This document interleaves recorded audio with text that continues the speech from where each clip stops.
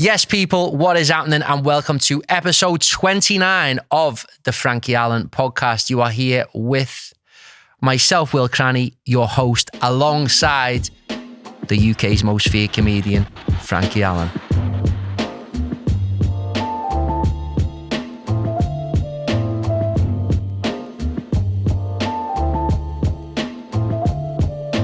That's me, most feared comedian. I don't know what people are afraid of. It's just good marketing tactics. Best marketing tactics in the game. I come up with it, didn't I?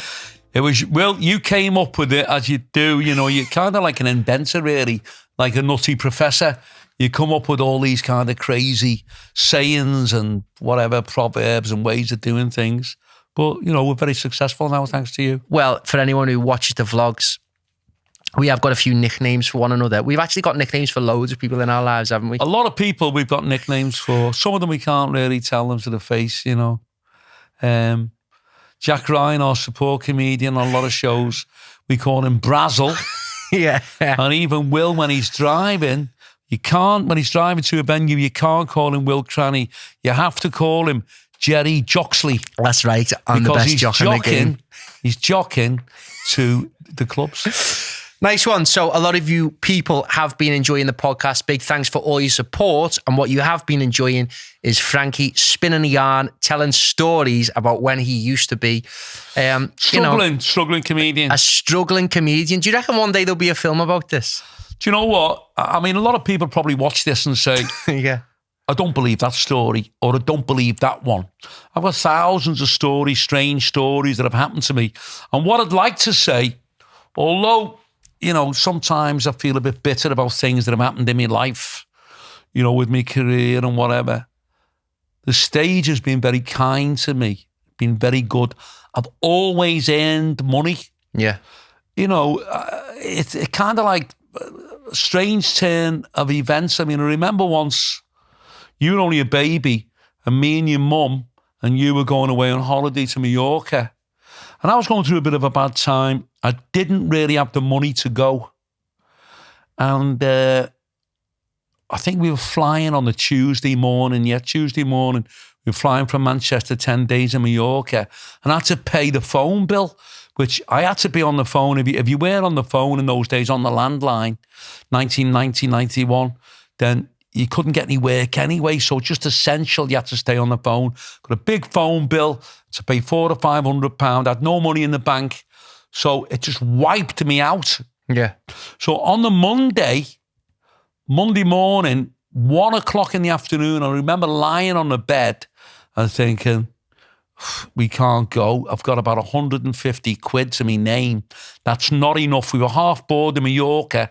I thought, that's not enough spending money, you know, for 10 days. I thought, we just can't go. So this is true. It's not a joke or a story. I thought, I'll have to, you know, ring Les up, you know, your mum up and say, we can't go on it. I haven't got the money, which, you know, it's kind of embarrassing and all that, you know, and wanted to go on the holiday. And as I'm getting up off the bed, the phone started ringing. This fella says, hello, Frankie. And I said, yeah. I said, hang on a minute, mate. Let me get my diary to see what the date was, obviously, in the future. And he went, no. He said, this is for tonight. I said, you're joking? He said, no. We've got a sportsman's dinner in Uttoxeter, which is past Stoke going towards Derby. Yeah. He said, the show's tonight. We always have it every year on a Monday. I said, yeah. He said, and what we've done this year, we've got Gordon Banks on, who used to be the England goalie. He's the main speaker, and you go on. And my mind started racing then. I thought, fucking hell, I might be able to go away here if I can get enough money off him. Why would you have cancelled the holiday? I was going to cancel it. Yeah. I was going to the phone to phone your mum up to say, we can't go. Yeah. But then the phone rang. So this fella's offering me kind of like a lifeline. He's saying, you can work tonight. And I thought, I was getting about for the sportsman's dinners, I was getting £250, £300. Yeah. So I thought, maybe if I get 400 quid off him, I've already got 100, there's 500 quid, we're kind of half board in a hotel. Maybe if we take it easy, maybe we can do it. Yeah. I know your mum had money, but you're the man, aren't you? So you feel responsible, you know, for you being the breadwinner. So I said to him, okay. I said, look, would you give me 400 quid? And he went, Frankie, I tell you what we'll do, he said. We've been let down on a comedian from the northeast of Newcastle. He phoned up and gone sick. He said, because he was coming from Newcastle, we were giving him 450. He said, if you can turn up tonight and you promise you'll be here at 6 o'clock, I'll give you 450. I went, fucking hell.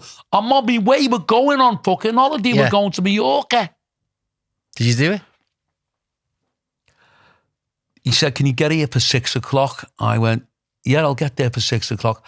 I was there at fucking 3 o'clock. Yeah. Sitting in a fucking car park, reading the paper. Yeah. There's no way on earth that 450 quid was getting away from me. So anyway, we get in there. There's a fellow called Nick Hancock was there. He used to be a kind of like, a few years ago in the 90s, he was on a TV, like a kind of quiz show, I think he had or something. He was a I local recognise his celebrity. name. And Gordon Banks and all that. So, done the show, it was great. And it was fucking heaving, must have been about 700 lads there. And a great night. At the end of the night, this fella come up to me and he went, Frankie, he said, you're doing very well, thanks very much. So he gave me 450. So I said, great. And then as I'm walking away from him, someone started tapping me on the shoulder. Yeah.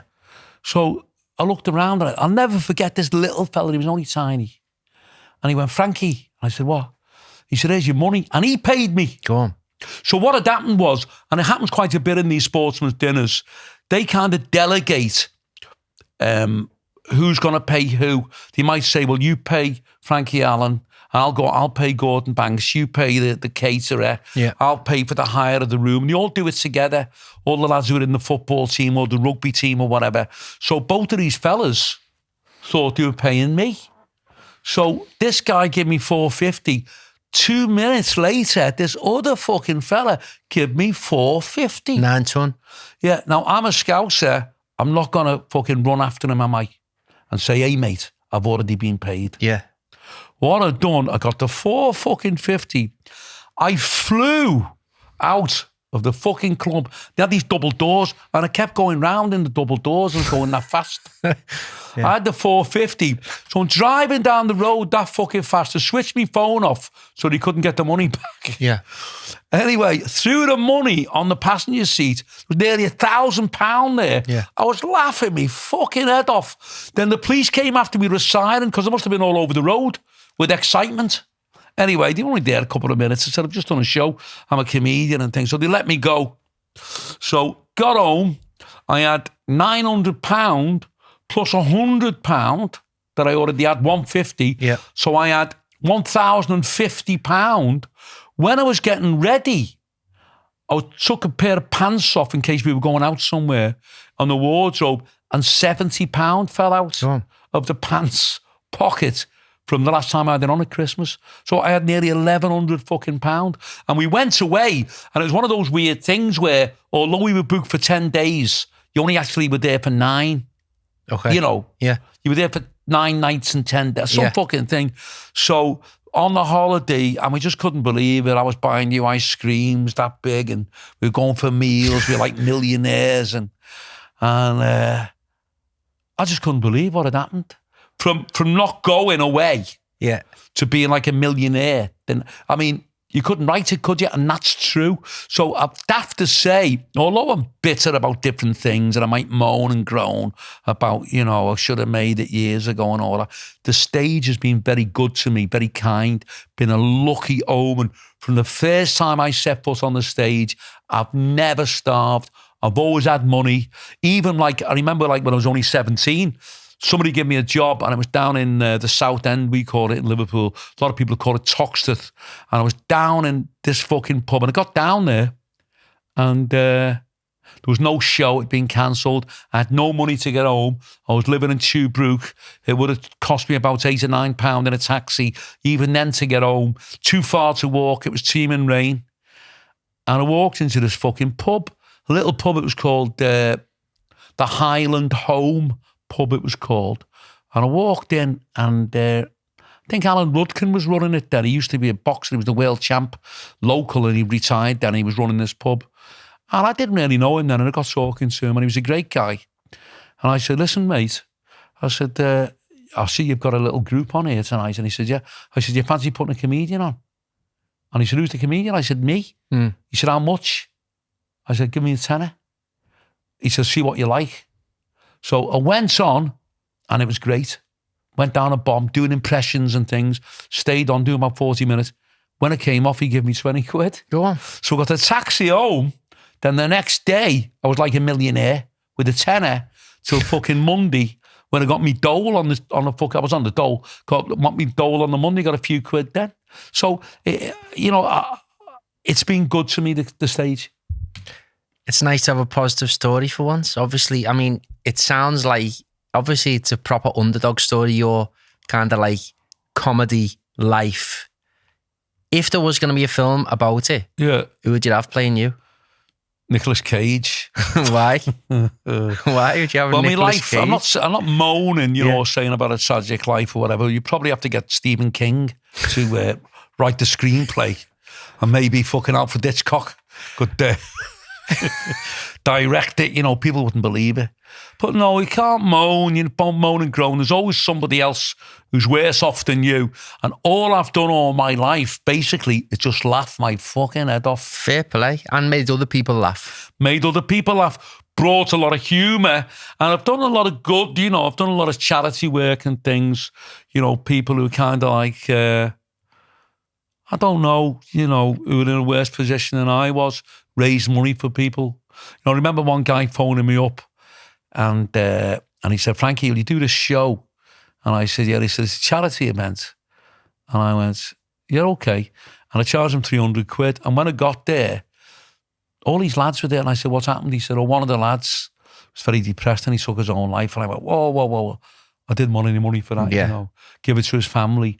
So I'd like to think in some ways, not a great deal, but I've helped other people. And I've tried to help other people, other comedians as well. Yeah. Anybody who wanted to be a comedian, Jack Ryan. When he was a good singer, like a Michael Bublé kind of a singer. But when he wanted to do comedy, I helped him, wrote him a script and things. So I've tried to, I'm not like, an angel, but I've tried to help people. If there was a film about your life, what's the opening scene? The opening scene would be Go on. A fucking very, very rough club or pub with strippers on, with a comedian on, and smoke everywhere, a fucking fight in the corner, someone screaming on the mic, a comedian coming on and getting booed off. And then the compere saying, can anyone do any better? And I get up and start telling jokes and doing That's impressions. legit, isn't it? That's that. Talk to us about that. So. Well, that actually happened. That was kind of like a long time ago. I went to a club in Liverpool. It was called the MA Club. How old are you at this point? I was like 18, 19. And it was a Merseyside Artists Club, it was called. Every Sunday lunch hour, at 1 o'clock, they started a show with a comedian that they hired in, professional comedian. They got him in, they paid him, and 2 strippers. All the lads were there all afternoon. Don't forget, this was the end of the 70s. So the fucking place was full of smoke. Everyone was smoking. And you even now, I know there's rough places now, but the fellas going around with one eye and fellas with a nose over the other side of the face and fucking places heaving. And they used to introduce the comedian that they hired in. And 9 times out of 10, it was someone from out of town, not from Liverpool. Why not? From Liverpool? Because a lot of the Liverpool comics that were working on the scene then, although they were very good, there were some great Liverpool comics, they didn't really do the stag scene. They weren't blue.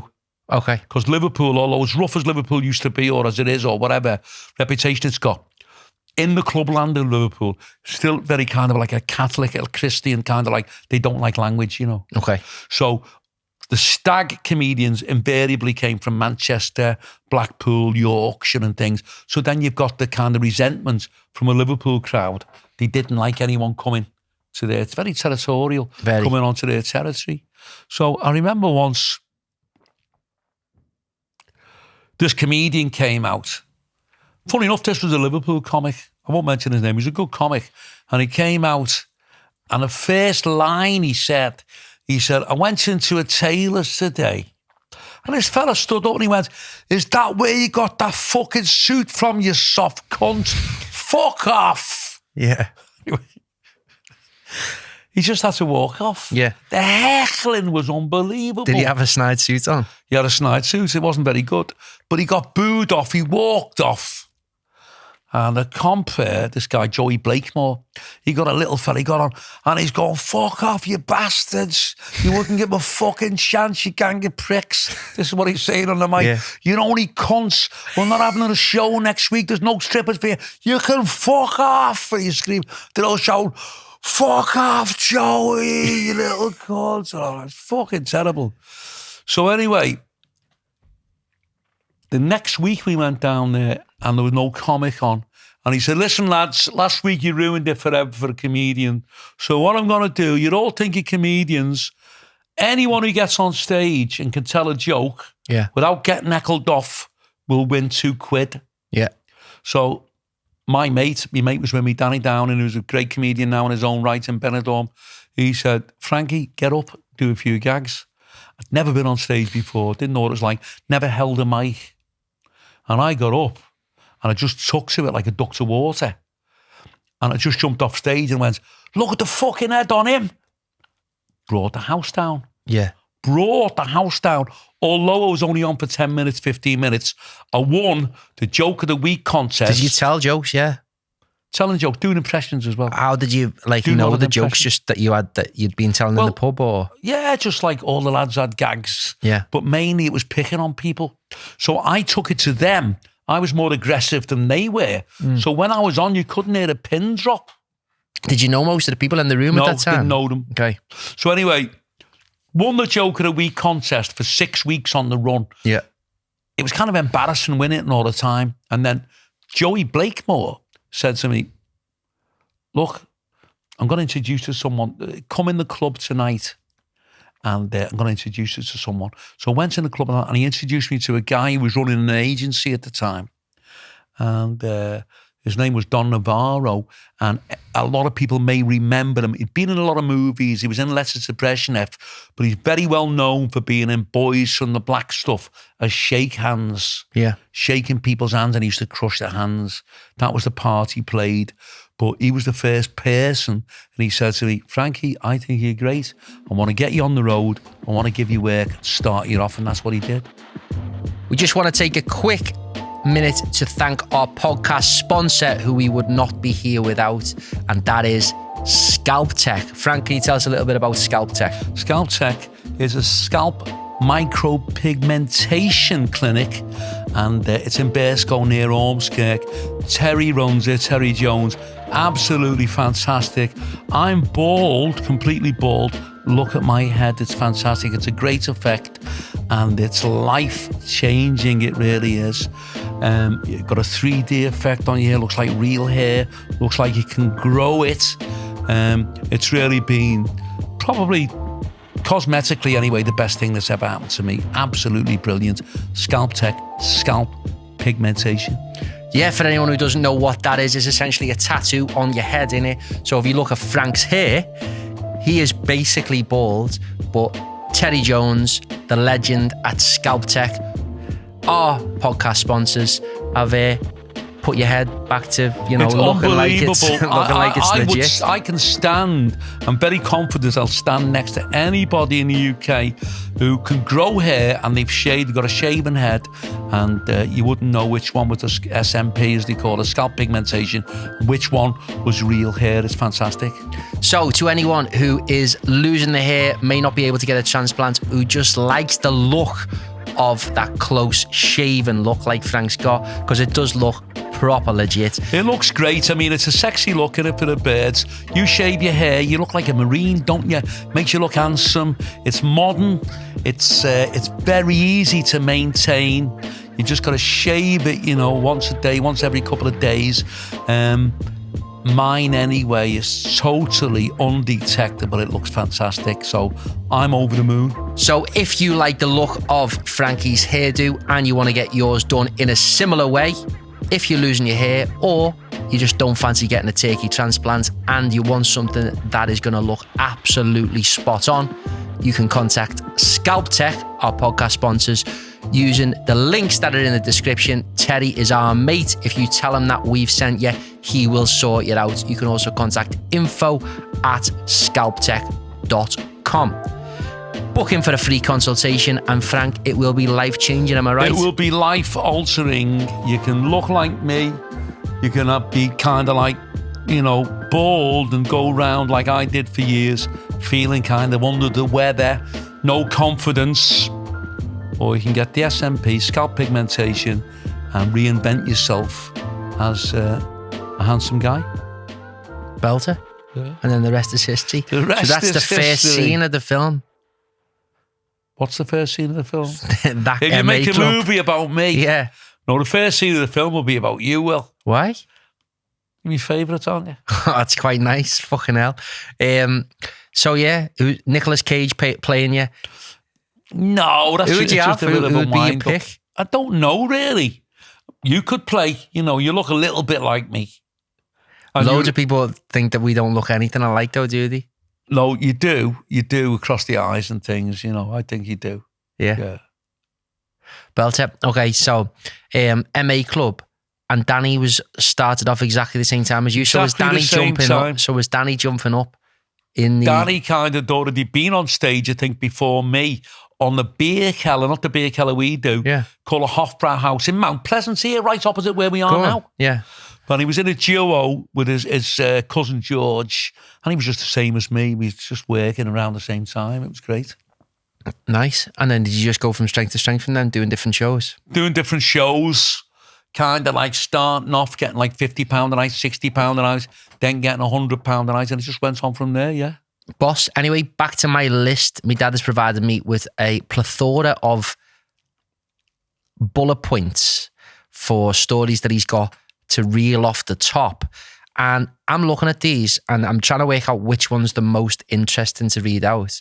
And I want to talk about 3 words on this list that just says piss in gravy boat. Okay. Well, look, you may censor this. You may say, oh, no, you can't have that one on. Go on.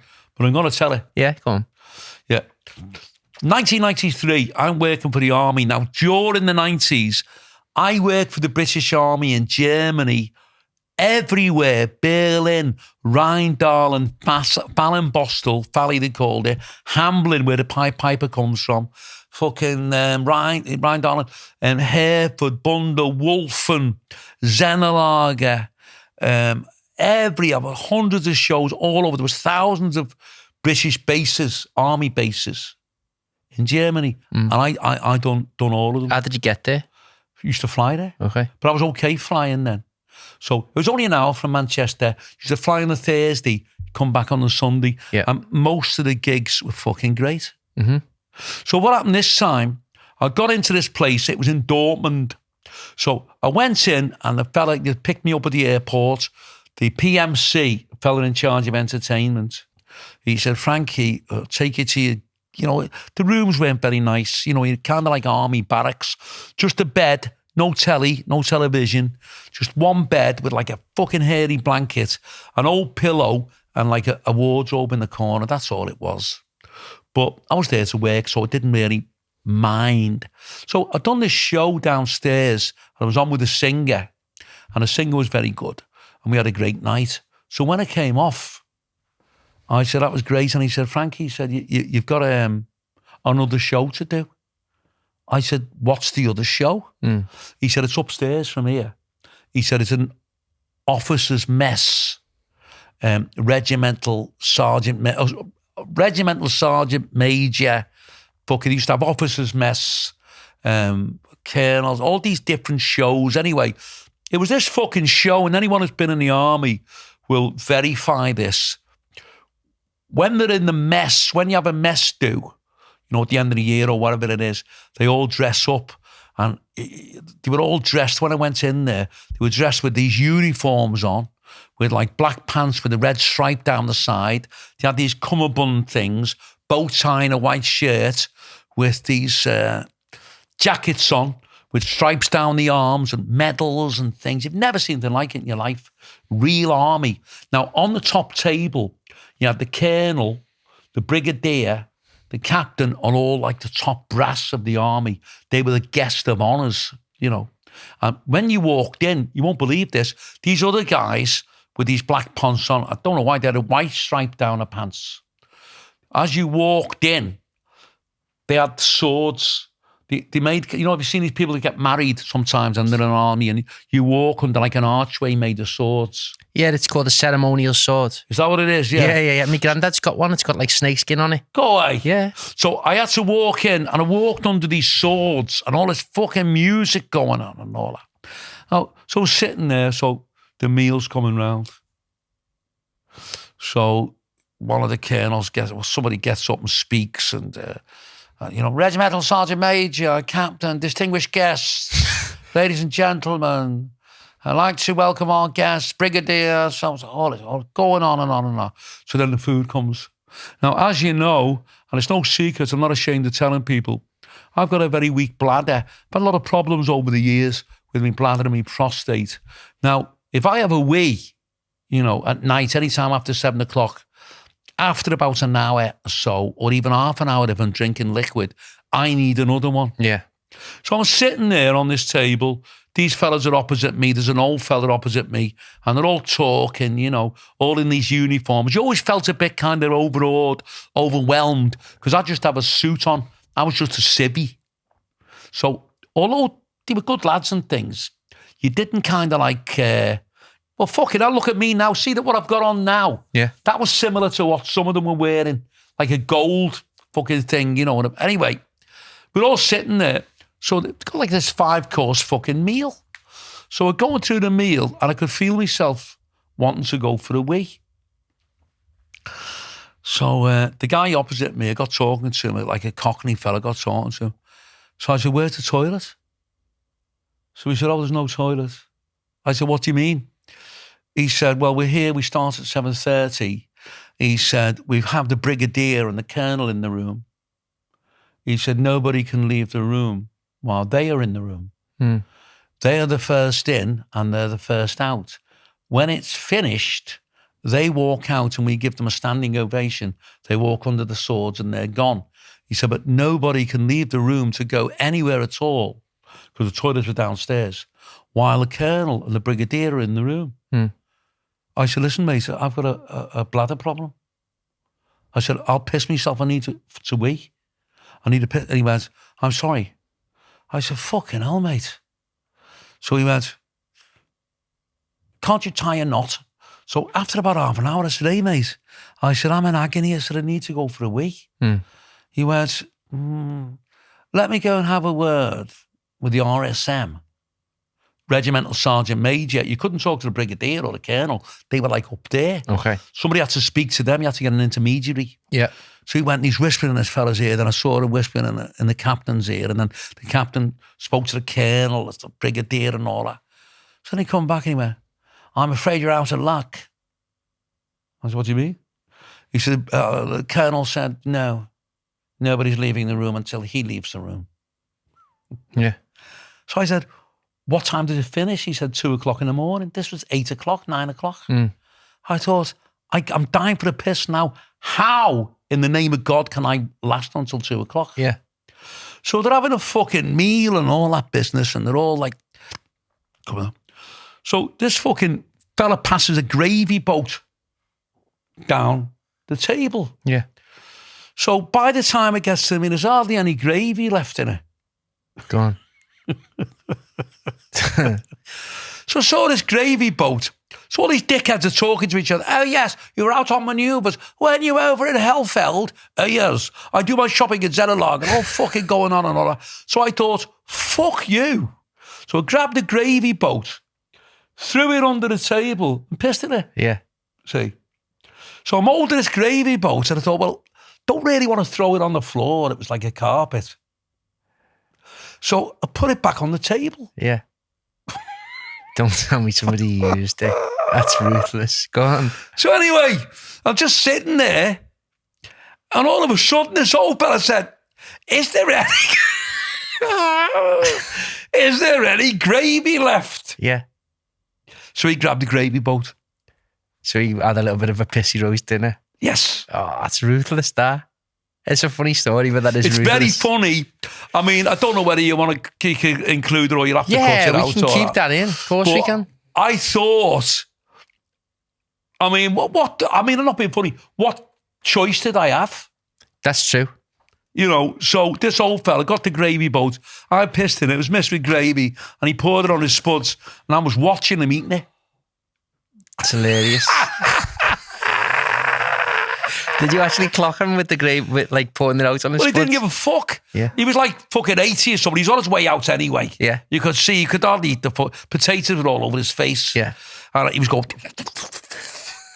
So, and then he was going, "Anybody want any gravy?" But that's it all. Right. I want to wrap this podcast up with a special segment that we included in one of the YouTube videos, just as a very, very short clip as part of a vlog when we were on our way to Leeds. Check that out if you haven't already. It's on YouTube. It's a belter video. And we were talking about if you had to put something into room 101, okay, what would it be? Right. Now, if you haven't seen the vlog, my dad mentions a few different things, but I'm just going to go fresh in your mind now. What are things that you would put into... And by the way, let's just kind of like describe... You better tell people what room 101 is. But go on, you can describe it. I think room 101 is something... If you had the choice, if you could do, you get rid of, never to be seen again because it gets on your nerves. Yeah. Is that about right? That's about right, yeah. As you described it in the vlog, you said you'd throw a big rock round it and throw it to the bottom of the ocean. Yeah, it's people's pet hates. Pet hates, that's it, yeah, perfect. Okay, so obviously I know a lot of these, but I'd like to just spring it off the top so people can get to know more about the real Frankie Allen. Yeah. What would you put into room 101 if you had the chance?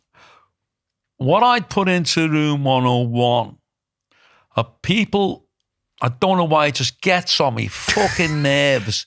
People who are walking around on a Saturday night, you see fellas going out, taking the birds out, they're going for meals, they're going into clubs, and they just have a fucking like £3 t-shirt on. Why do you hate stuff like that? Because I'm thinking, it looks fucking terrible. Yeah, but you don't even mean like a £3 t-shirt. Don't you just mean like people who dress very like they casually, look like this scruffy? Very casually. I was brought up, I always wear a suit when I go out at the weekend. Yeah. Even if I'm not working, if I go out, tracksuit in the daytime, which I think are very smart and casual. Wear my baseball cap. I love the kind of a street style fashion. But if I'm going out to wear a suit, you don't have to put a shirt and tie on, t-shirt, nice suit. But you see grown men going out and they've got like a fucking t-shirt on a Saturday night that you wouldn't clean the fucking sink with. Yeah.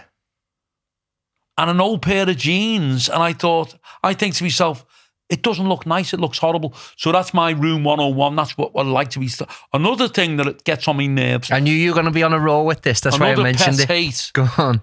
These pricks that are going round on bikes.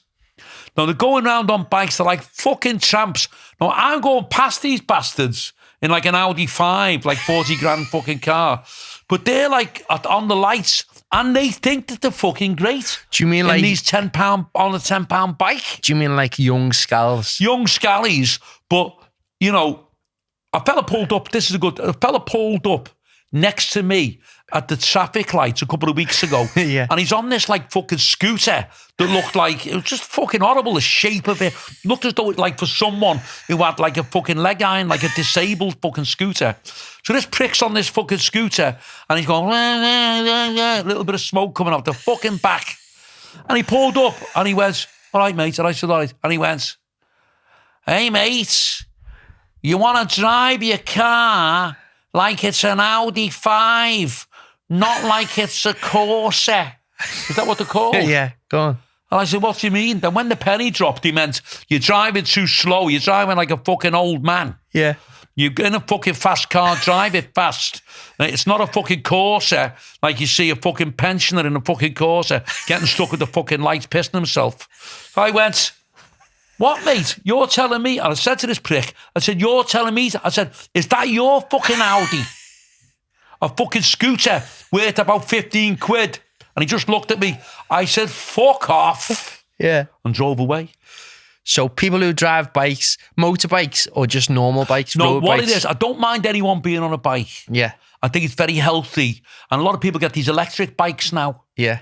And you can go anywhere on them, can't you? I've got a mate who lives in Manchester, comes to see his daughter in Liverpool on an electric bike. And my dad had one when he was alive. They're great. What I don't like, I feel like dragging these people who are on fucking bikes, they're like tramps, and they think that they're fucking great. And have you seen these pricks that drive on a bike, then they go on the back wheels. Like a wheelie, yeah. Like if they're in a circus, and they're looking round and they're going, look at me. I'm on a fucking bike worth 16 quid and I'm on the back of it and I can go like that with the steering wheel, with a fucking handlebar. Fucking dickheads. Okay. And I feel like stopping and saying to myself, have you seen yourself?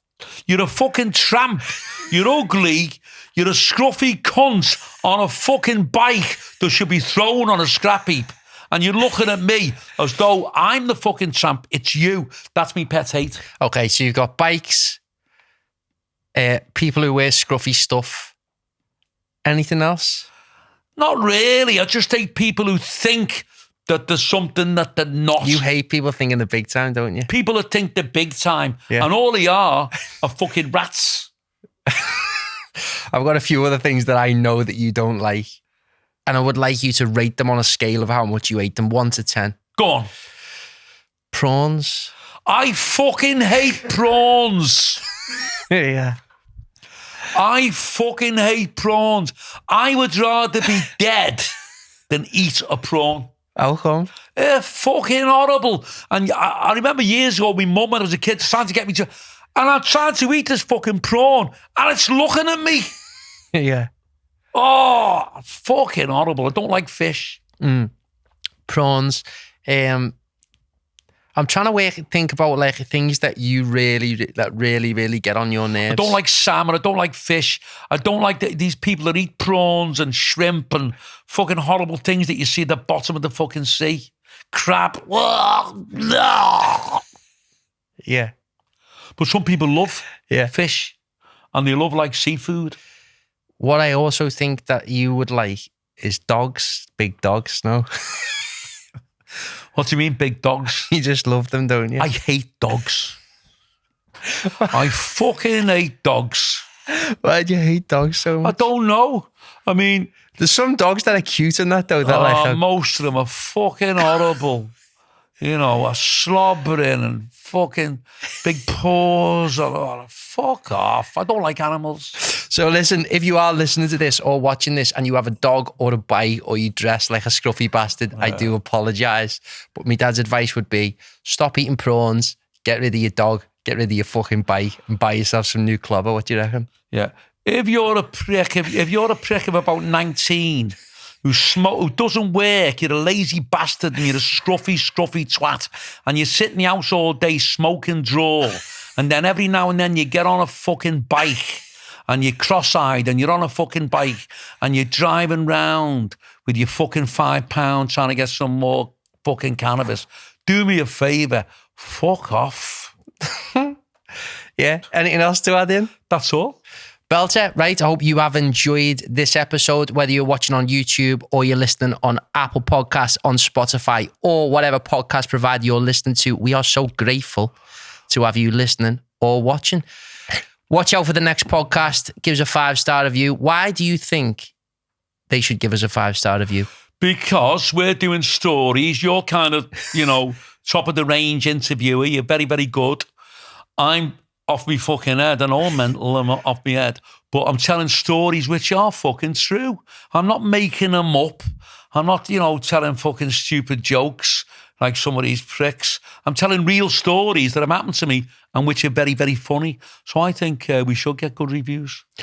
Nice one. And if you do give us a good review, you might get a care package from us that will include a brand new t-shirt because a lot of you are wearing scruffy stuff apparently, a box of prawns. What else can we include in there? Some dog biscuits. Yeah, well, look, I mean, I don't want the RSPCA coming after me. I used to have a fucking dog, and I like dogs. I just don't like these pricks who are going round. Have you seen these pricks? They've got 2 dogs, and they think they're dead hard. And they've got these 2 fucking dogs, and the dog's growling. Both of the dogs are growling, and they're growling. They're looking and going, as though to say, you know, come near me and I'll set me fucking dogs on you.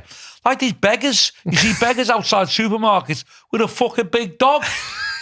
So they're giving and you see these pricks in the supermarkets, all they're buying for themselves is a bit of cheese and a couple of sausages, but then loads of cans of fucking dog food. The dog gets more food than them. What the fuck is it all about? Nice one. Yeah, have you enjoyed today's episode? Thoroughly enjoyed it. Been great working with Dylan again, our sound engineer, and set it all up, and Jacob, but it's been fantastic. And working with my son. Any girls out there, I know some of the girls are after my son. Keep away from my handsome son, or I'm coming after you. And any old fucking birds who are looking for me, do me a favour, fuck off. On that note, catch you on the next podcast. Big thank you for listening or watching. We will see you soon. Ready to sign off, Frank? Thanks for listening, and take all this with a pinch of salt. Don't be moaning at us on the fucking comments. Hope you enjoy your prawns in a bit.